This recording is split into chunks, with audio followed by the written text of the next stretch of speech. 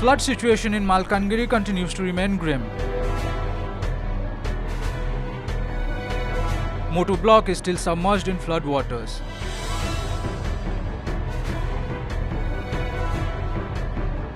As per reports, more than 500 people have been shifted to flood shelters.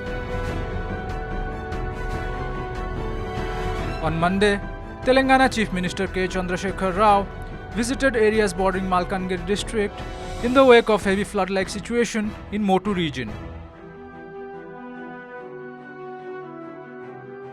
He interacted with the people and assured them of all possible help. The CM also directed his officials to immediately rescue those stuck in neck-deep waters.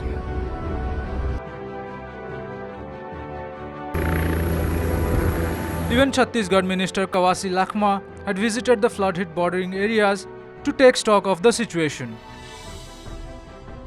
Surprisingly, locals allege that no officials or ministers from Odisha have visited the flood-affected areas in Malkangiri as yet. Bureau Report, OTV News.